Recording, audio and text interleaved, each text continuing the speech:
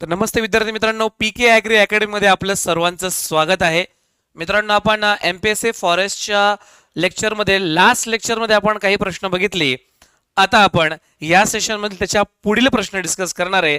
तर चला तर विद्यार्थी मित्रांनो, आता आपण पुढील प्रश्नांबद्दल डिस्कशन करूया. आपल्याला जमतील, पण याचा फायदा असा की एकदा जर तुम्ही याचा अभ्यास करून घेतला थोरली, तर तुम्हाला पेपर 2 हा सगळ्यात जास्त स्कोरिंग आहे. आणि त्यातले बाकीचे तर प्रश्न तुमच्या फील्डचेच आहेत, त्यासोबत जनरल सायन्स पण आपल्याला दिलेले आहेत. पण आता होतं काय, अडचण काय होते की आपल्याला फिजिक्स आणि केमिस्ट्रीचे प्रश्न थोडे जमत नाही. पण डोंट वरी, आपल्या या पीके ॲग्री अकॅडमीवरती तुम्हाला याचं सगळं स्पष्टीकरणची सिरीज तुम्हाला चालू होते, ही तुम्हाला भेटत आहे. तर त्याच्यामुळे एकदा वन टाइम इन्व्हेस्टमेंट फक्त फिजिक्स आणि केमिस्ट्री याचा जर तुम्ही डिटेलिंग अभ्यास केला तर तुम्हाला हे प्रश्न खूप सोपे जातात. फक्त तुम्हाला कन्सेप्ट अप्लाय करायचे आहेत. लक्षात घ्या, आपण सोपं सोपं वाचलं, खूप वाचलं त्याला उपयोग नाहीये. जे एक्झामला येत आहे नेमकं ते वाचलं त्याला जास्त फायदा आहे. That's why previous year question पेपरचा अनालिसिस खूप इम्पॉर्टंट आहे. सो नाव अवर नेक्स्ट, हे बघा तुम्हाला इथे इमेज पण दाखवलेली आहे मी. हे बघा, हे सिंपल मायक्रोस्कोपची इमेज. इथं आई डोळा आहे आपला, कॉन्व्हेक्स लेन्सेस यूज केलेत. हे कंपाऊंड मायक्रोस्कोप आहे actually.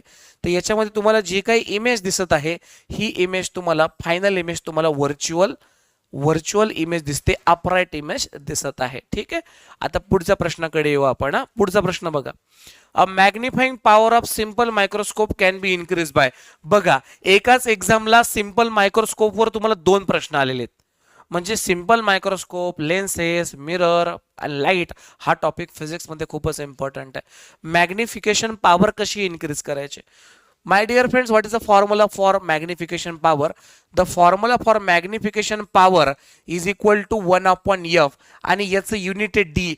What is the meaning of D? The meaning of D is a diopter. याचं meaning काय आहे? Diopter. 1 upon metre. 1 upon metre म्हणजेच डायोप्टर असतं. याला आपण पॉवर ऑफ लेन्स म्हणतो. मग power of lens P is equal to 1 upon F आहे. इट मीन्स दॅट जेवढी फोकल लेंथ तुम्ही कमी करणार तेवढी लेन्सची पॉवर वाढणार आहे. फोकल लेंथ जेवढी कमी करणार तेवढी लेन्सची पॉवर वाढणार आहे. So my dear friend, now see here, a magnification power, a magnifying power of simple microscope can be increased by decreasing focal length of lens. Yes, absolutely correct. Increasing focal length of lens नाही, decreasing power of lens अजिबात नाही, none of दिस पण नाही. तर decreasing focal length of lens is a correct answer. तुम्ही जेवढी focal length कमी करणार, तेवढी लेन्सेसची पॉवर वाढणार. सो सेम इयरला मायक्रोस्कोप वरती 2 प्रश्न आलेले आहेत आपल्याला. एकदम इझी आहेत प्रश्न, हे प्रश्न काहीच अवघड नाही असं मला वाटतं. आता विद्यार्थी मित्रांनो, हे बघून घ्या, what is a power of lens. काही पॉइंट्स आपण एक्सप्लेन करूया. The power of lens is the ability of converge the light rays falling on it. म्हणजे पॉवर ऑफ लेन्स म्हणजे काय, म्हणजे it is a ability of converge the light rays falling on it. म्हणजे जास्तीत जास्त light ते लेन्सवर पाडून त्याला कॉन्व्हर्ज करणे, त्याला एकत्र करणे, याला पॉवर ऑफ लेन्स म्हणतात. So in other word, it is a measure of the degree of the convergence divergence of the ray of light falling on it. I already told you that concave lens, diverging lens, a convex lens is a converging lens. So the difference between diverging and converging is the only diverging मध्ये सगळे light rays एकमेकापासून दूर जातात आणि converging मध्ये सगळे light rays हे एकमेकाच्या जवळ येतात, हे एका पॉइंट मध्ये जमा होतात. सो ही जी ॲबिलिटी आहे, ही जेवढी लेन्सेसची पॉवर वाढणार आहे, जेवढी पण लेन्सेसची पॉवर वाढणार आहे, हे पूर्णपणे त्याच्यावरती अवलंबून आहे. पुढे, as the degree of convergence and divergence of the ray depends upon the focal length of the lens, the power of lens can be defined as the reciprocal of focal length. Always remember, this power of length is always a reciprocal of focal length. Power of lens is always, it is a reciprocal of focal length. Okay, म्हणून जर तुम्ही focal length कमी केली तर power of lens वाढणार आहे. Focal length तुम्ही जेवढी कमी करणार तेवढी लेन्सची पॉवर ही वाढणार आहे, तेवढी इन्क्रीज होणार.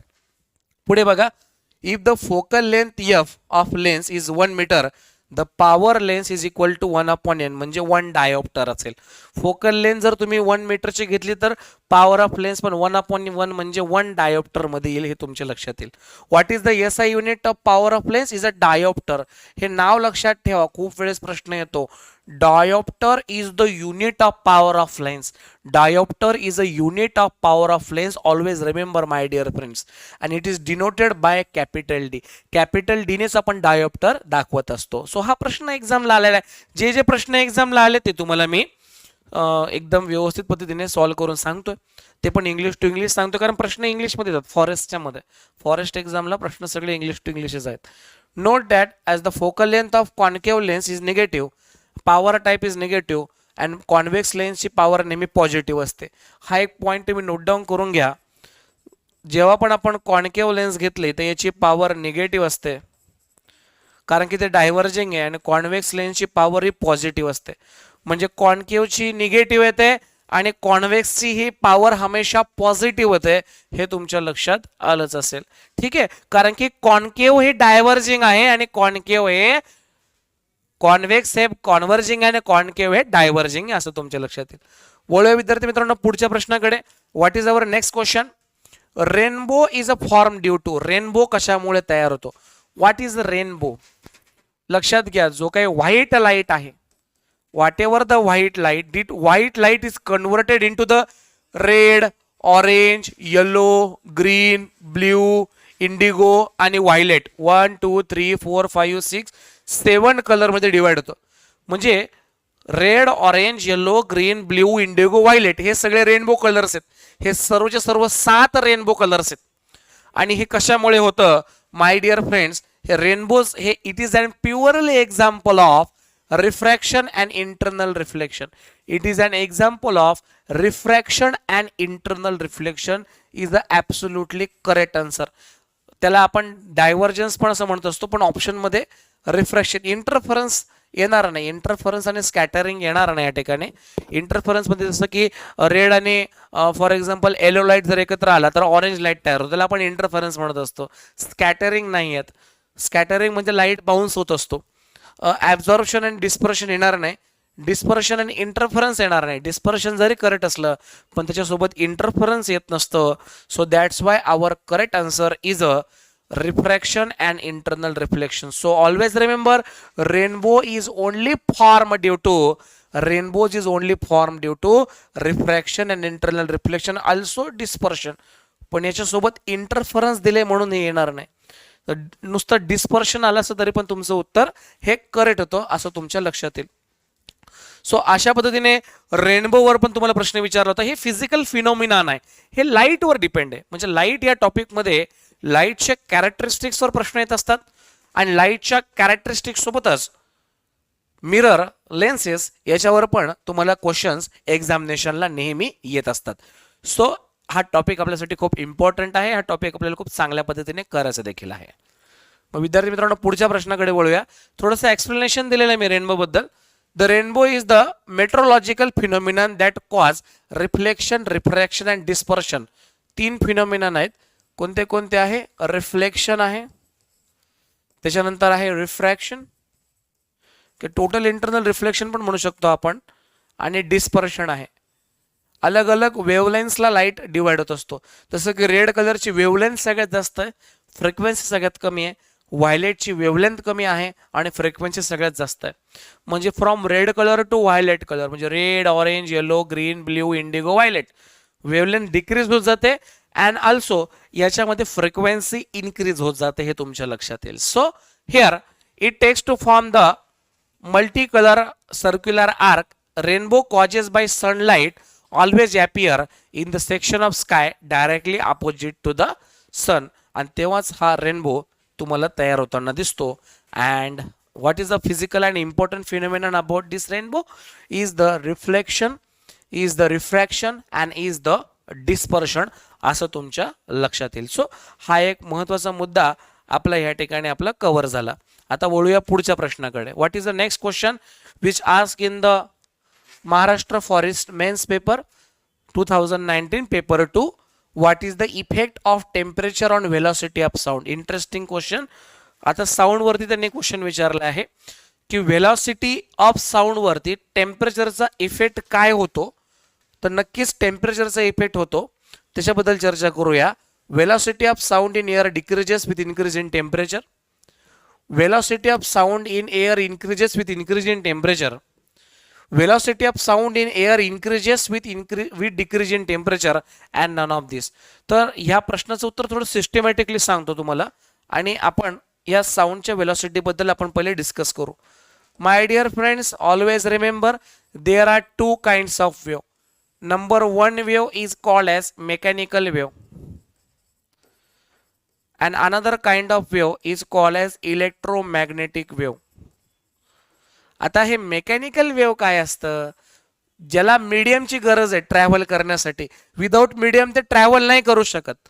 Means what, medium is required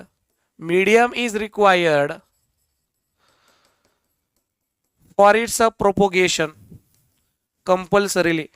Medium is required for its propagation. Without medium it cannot propagate. For example sound. साऊंडला ट्रॅव्हल करण्यासाठी कंपल्सरीली मीडियम पाहिजे. जर आपण स्पेसमध्ये गेलो, स्पेसमध्ये जोरजोरात ओरडू लागलो तर आपला आवाजच ऐकायला येणार नाही, कारण स्पेसमध्ये कोणतं मीडियमच नाहीये. अर्थवरती एअर हे मीडियम आहे आणि थ्रू एअरच साऊंड ट्रॅव्हल होऊ शकतो. Always remember. बट आता सूर्य आणि पृथ्वीमध्ये काहीच नाहीये, तरी पण सनलाइट येतो, कारण की सनलाइटला मीडियमची गरज नाहीये. Sunlight is a electromagnetic wave. So this is the basic difference between the light and sound. Light do not require any kind of medium for its propagation, but sound require medium for its propagation. Sound is a mechanical wave, and what is electromagnetic wave is a light. Light is electromagnetic wave. Do not required compulsorily medium for its propagation. मग प्रश्न असा पडेल की velocity of sound सगळ्यात जास्त कुठे आहे? Velocity of sound सगळ्यात जास्त सॉलिडवर आहे, त्याच्यानंतर लिक्विडवर आहे, त्याच्यानंतर गॅसेसवर आहे आणि व्हॅक्यूम मध्ये 0 आहे. मग तुम्ही म्हणणार सर इलेक्ट्रोमॅग्नेटिक वेव्ह मध्ये, ह्या आपल्या इलेक्ट्रोमॅग्नेटिक वेव्ह लाईटची स्पीड सगळ्यात जास्त व्हॅक्यूम मध्ये आहे, नंतर एअर मध्ये आहे, नंतर लिक्विड मध्ये आहे आणि त्याच्या सगळ्यात शेवटी सॉलिड मध्ये आहे. मग तुम्हाला असा पण प्रश्न येऊ शकतो की लाईटची स्पीड सगळ्यात कमी सॉलिड मध्ये, पण साऊंडची स्पीड सगळ्यात जास्त सॉलिड मध्ये आहे. हे लक्षात राहू द्या. पण आता प्रश्न पडता की साऊंडच्या वेलोसिटीवरती कोणते कोणते इफेक्ट पडतात. म्हणजे effect of atmosphere on velocity of sound, हे समजून घ्या. त्यातला नंबर 1 आहे temperature. Always remember, velocity is directly proportional to the under root of temperature. Means if temperature increases,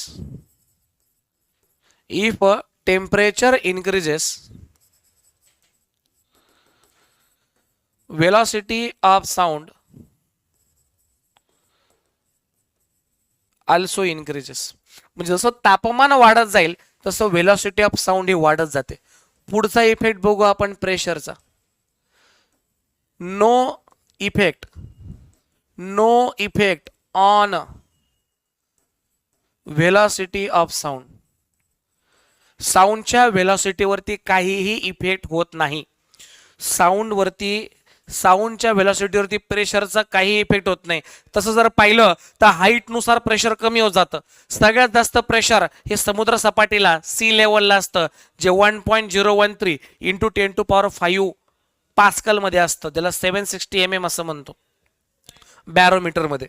so my dear friends, पुढे आहे ह्युमिडिटी. तर ह्युमिडिटी जेवढी वाढणार तेवढी व्हेलॉसिटी पण वाढणार आहे. सो तुमच्या असं लक्षात आलं की साऊंडला प्रोपगेट होण्यासाठी कंपल्सरीली मीडियम पाहिजे. ॲटमॉस्फिअरिक टेम्परेचर जर इन्क्रीज झालं तर मात्र विद्यार्थी मित्रांनो व्हेलॉसिटी ऑफ साऊंड इन्क्रीज होणार आहे. हे तुमच्या लक्षात आलंय. प्रेशर कमी हो, प्रेशर जास्त हो, साऊंडच्या व्हेलॉसिटीवरती प्रेशरचा काही परिणाम होत नाही, ह्युमिडिटीचा परिणाम होतो. ह्युमिडिटी जास्त असेल तर व्हेलॉसिटी ऑफ साऊंड पण जास्त असेल, हे तुम्ही लक्षात ठेवा. तर अशा पद्धतीने आपल्याला व्हेलॉसिटी ऑफ साऊंड बद्दल पण ही एक महत्वाची गोष्ट या ठिकाणी आपल्याला इथे क्लिअर झाली. हा एक मुद्दा आपल्याला क्लिअर झाला. मग आता मी तुम्हाला परत आपल्या प्रश्नाकडे घेऊन येतो. What is the question? Question is what is the effect of temperature on velocity of sound?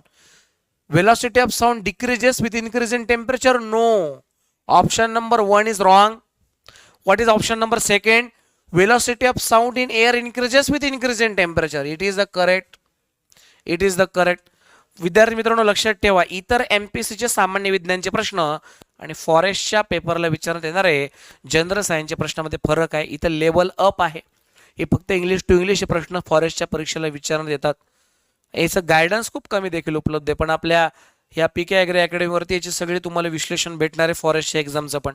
तर त्याच्यामुळे डिस्क्रिप्शनमध्ये तुम्हाला टेलिग्रामची लिंक देखील दिलेली आहे आपल्या पीके ॲग्री अकॅडमीची, ती तुम्हाला जॉईन करायची आहे. चॅनलला सबस्क्राईब देखील करायचं आहे. विद्यार्थी मित्रांनो तिसरा ऑप्शन येणार नाही, चौथा पण ऑप्शन येणार नाही. ऑप्शन नंबर 2 आपला करेक्ट आहे, हे तुमच्या लक्षात आलंच असेल. Second option is absolutely correct. आता आपण पुढे वळू. पुढचा प्रश्न घेऊया. Sulphuric acid manufacturer sulphur dioxide is converted into sulphur trioxide by using which catalyst? बघा त्यांनी काय सांगितलं, सल्फर डायऑक्साइडला मला सल्फर ट्रायऑक्साइड मध्ये रूपांतरित करायचं आहे, तर कोणतं कॅटलिस्ट मला यूज करायचं आहे? तर त्या कॅटलिस्टचं नाव आहे व्हॅनॅडियम ऑक्साइड. व्हॅनॅडियम ऑक्साइडच्या मदतीने, आता हा प्रश्न केमिस्ट्रीचा आहे, म्हणजे इथून आता हे केमिस्ट्रीचे प्रश्न सुरू झाले, म्हणजे फिजिक्स प्लस केमिस्ट्री असे क्वेश्चन्स तुम्हाला एक्झामला येताना दिसतात. तर या ठिकाणी सल्फर डायऑक्साईडचं सल्फर ट्रायऑक्साईडमध्ये रूपांतर करत असताना व्हॅनॅडियम ऑक्साईडचा आपण वापर करतो, जे पण 11वी आणि 12वी च्या पुस्तकांवर ते आधारित प्रश्न त्यांनी विचारलाय. म्हणजे sulphuric acid is produce from sulphur. Sulphur dioxide is first obtain by the burning of molten sulphur in the presence of air, and sulfur dioxide is the converted to sulfur trioxide in the presence of vanadium pentoxide catalyst. vanadium pentoxide catalyst जे आहे याच्याच मदतीने आपण sulphur डायऑक्साइडचं conversion sulphur ट्रायऑक्साइड मध्ये करत असतो, हे तुमच्या लक्षात आलंच असेल. आता पुढे वळू आपण. Which anion is the more polarise? कोणता anion जास्त पोलराइज आहे किंवा जास्त आयनाइन क्षमता सगळ्यात जास्त कोणाची आहे? तर लक्षात ठेवायचे आयोडीन. आयोडीन जे आहे तर आयोडीनची क्षमता, याचं पोलरायझेशनची क्षमता आयोडीनची ही सगळ्यात जास्त आहे, हे तुमच्या लक्षात येईल. आयोडीनची पोलरायझिंग क्षमता ही सर्वात जास्त आहे. पुढच्या मुद्द्याकडे आयोडीन बद्दल सांगितलं. आयोडीन आपल्याला तसं का बरं गरजेचं आहे? आयोडीनच्या अभावामुळे गॉयटर रोग होते, तुम्हाला माहिती आहे. जनरली थायरॉइड साठी खूप इम्पॉर्टंट आहे T3 आणि T4 नावाचे हार्मोन बनण्यासाठी. पण जो आयोडीन आहे हा आयोडीन मुळात हॅलोजन आहे. हॅलोजन म्हणजे काय आहे? तर याचे जे काही व्हॅलेन्स इलेक्ट्रॉन्स आहे हे 7 आहे. म्हणजे ऑक्टेव्ह स्टेट कंप्लीट करण्यासाठी जर फक्त एकाच इलेक्ट्रॉनची रिमेनिंग असेल त्याला आपण हॅलोजन्स असं म्हणत असतो, हे तुमच्या लक्षात येईल. वळूया विद्यार्थी मित्रांनो पुढच्या प्रश्नाकडे. What is the next question? Zeolites are extensively used in water purification, detergent, catalyst. So they are chemically. तर zeolites हे केमिकली काय आहे? zeolites केमिकली काय आहे असा प्रश्न विचारलाय. ते बोरोसिलिकेट आहे का? ते ॲल्युमिनियम सिलिकेट आहे का? ते सोडियम सिलिकेट आहे का? का ते पोटॅशियम सिलिकेट आहे? असं जिओलाइट बद्दल आपल्याला प्रश्न विचारलेला होता. तर लक्षात ठेवा, तर जिओलाइट वरती प्रश्न ते ॲल्युमिनियम सिलिकेट आहे आणि याचा यूज मोस्टली प्युरिफिकेशन पर्पजेससाठी करत असतो. तर आता तर ठीक आहे, तर अशा पद्धतीने हे जिओलाइट वरती पण प्रश्न आपल्याला विचारलेले आहेत. तर अशा पद्धतीचे प्रश्न आपल्याला परीक्षेला हे विचारण्यात येतात आणि हे एक्सटेन्सिव्हली प्रश्नांचे सगळे स्पष्टीकरण आपण आपल्या ह्या यूट्यूब चॅनलवरती घेणार आहे. तर फॉरेस्टच्या एक्झामचे सर्व जे काही प्रश्न तुम्ही बघताय हे जरा हाय लेवलचे प्रश्न आहे आणि याचे सगळ्यांचे आपण विश्लेषण आपण ह्या आपल्या यूट्यूब चॅनलवरती बघणार आहे. तर आज आपण एवढे प्रश्न बघितले. रिमेनिंग पुढचे प्रश्न आपण पुढच्या लेक्चरमध्ये बघणार आहेत. डिस्क्रिप्शनमध्ये टेलिग्रामची लिंक दिली आहे, चॅनलला तुम्ही जॉईन करायचं आहे, चॅनलला सबस्क्राईब देखील करायचं आहे. तर विद्यार्थी मित्रांनो आपण भेटूया लवकरच पुढच्या लेक्चरमध्ये. थँक्यू, धन्यवाद.